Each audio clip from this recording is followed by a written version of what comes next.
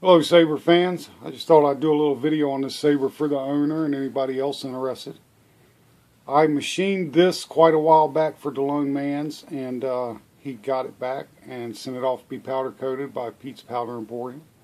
Did a very nice job on that. Then he decided to send it back to me for the install. So when I machined this, we weren't certain about where any switches or charge ports or anything was going to be located.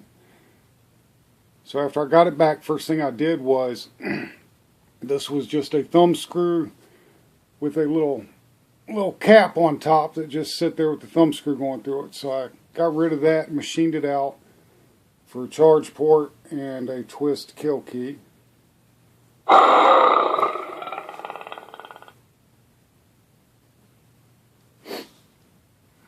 And he said he wanted the buttons to be very discreet, and he wanted them underneath right here. So I made a switch holder and put in here to tack switches, machine buttons. The problem though that created for me on the install is this was threaded here for a reveal. So the switch buttons are actually going through the threads. So this can no longer come apart right here. So I have a nice screw right here to keep it alignment, because if this got twisted, then the buttons would then start hanging up. So the only place that I can take it apart is here, and the pommel, of course. So that did make for a little challenging install, because the battery, I got a Panasonic 18650 battery in here. It comes up to 1/8 of an inch before the switch holders, so the wires, there was no space for wires to be tucked. I had to leave a little slack down here and do some soldering and pulling while I slid the chassis in and whatnot. I'll show you more about that in a minute. But I did a prism board with an Adrian Tan speaker. Sounds very good.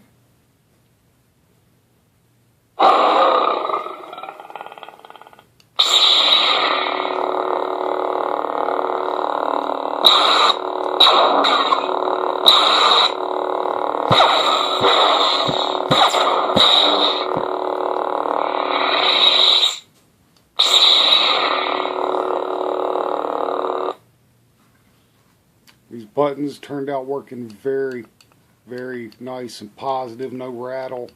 Took me a minute to get that fitted just right. I actually made 2 different switch holders before I was happy. But they turned out very nice. And the position I think is great too. The height of the switches actually makes it to where, you know, it's very low risk of accidentally cutting your saber off while you're using it too. But it's still very positive with your fingertip. So the design of the saber had these screws in it, so I took advantage of the screws to keep the alignment locked in place. So this screw actually goes through the thread. Both of them do. So that makes it so that alignment is never an issue. But they do have to be removed to access for your SD card or any maintenance.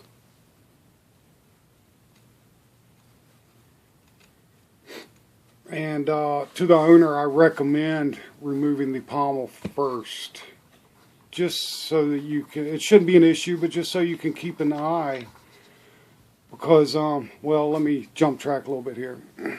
This was longer. I had to machine the pommel thread shorter, and I machined the inside here so that the speaker and the chassis would seat up in here super nice.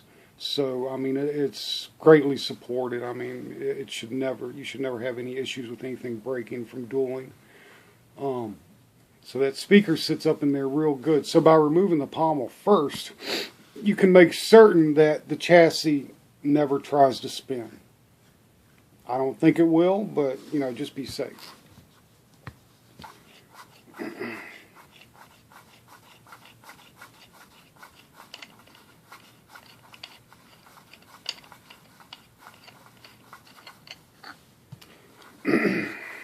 On the chassis, well, first off, the Velcro, that is just because I had to have a little slack on the wires.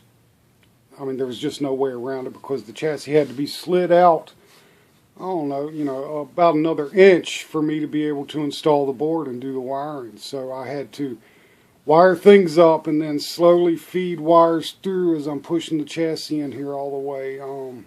It was a little bit of a headache, but I got it. So the Velcro just helps hold the wires and the board down a little bit better to make sure there's no wires bouncing around that could possibly break in the future. Just a little extra precaution. This is a Golf chassis. 0.99 here throughout for the battery and the board. This section here is another chassis that I cut up so that I could make a spacer in between the board and the speaker to access for SD card. Could not do a rice port. I mean, it was either have a rice port or access to SD card. And it's kind of a no-brainer. You got to be able to access your SD card in case it goes bad or whatever. But it would have been nice to have the PC interface. Just couldn't do it. And then I went with the 1.11 speaker holder. I did some fitting on that. I had to do a little cutting and trimming, and I tried to keep it all as neat as possible, but this was just the best way that I found that I could do it. I stared at this saber for a while, scratching my head and pulling some hair, deciding on the best way to do this. This will be a nightmare if battery goes bad. The whole thing's going to have to be unwired and slid out just to replace a battery. There's just no way around it. There is no slack in the wires. I mean, it can be slid out just enough to be able to unwire it. And another thing that I did here that I normally would not do is I trimmed out some of the chassis so that I could have wire connections under here. I had to pre-wire pigtails onto the board so that I could get some of the wires installed before I slid it in. And I made connections here. Everything is double heat shrinked, and also this is where I have my resistors. So this Velcro also helps keep that in place. But if the board needs to be unwired to replace a battery, that is where you can pull some wires out and unsolder your joints, slide it out enough to be able to then unsolder the switch wires that are up in here.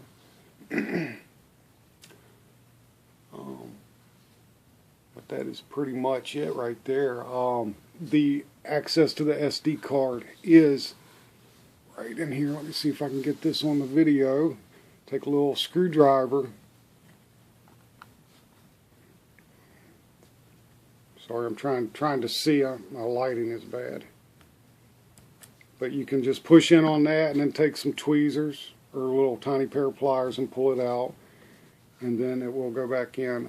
Going in is a little trickier than coming out because that little notch on the SD card wants to kind of catch sideways. You got to get it in there and then straighten it out and push it in. But I've had it out like 6 or 7 times, so I mean it is doable.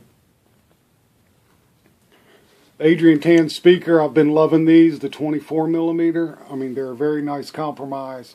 They sound good. I sealed this up along the edge, makes a big difference on the sound. I used black RTV sealant to seal up this little gap here, and man, it makes a huge difference on the volume. Because when I first installed my first 24mm speaker from him, I'm like, man, what, it just didn't sound good. But then I realized by mistake that you really got to get this sealed up around here super good on these. At least the way they fit in the Golf chassis. I didn't have the issue before when I was making my own Delrin chassis, but with it fitting in this one, I had to do that.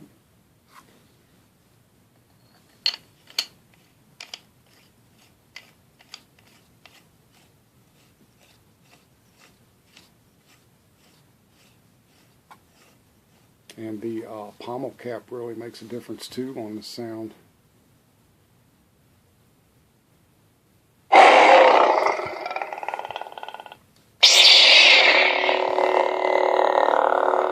Gives it a nice deep, throaty sound after you get that pommel on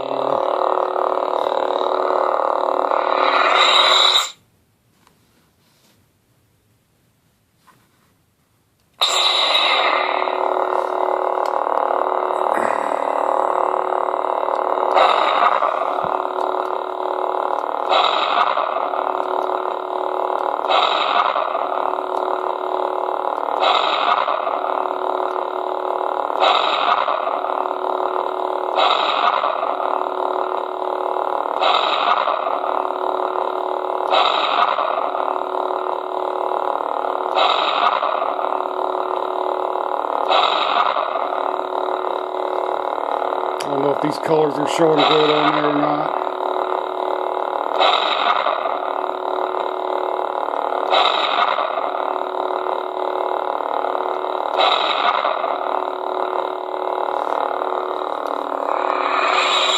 I just have a cheap 1-foot blade in here from old Hasbro. That's what I use for the videos. It serves a purpose. But I have fit my Vader Vault blades in here. They're a perfect fit. I have blades from 4 or 5 companies, and I always make sure that all of those fit. Of course, you'll always run into some blades that are just too big, but all your well-known companies should fit in here. I got dual set screws for the blade. It has, if I remember right, a 1.3-inch blade socket. Very nice feeling saber. Very nice.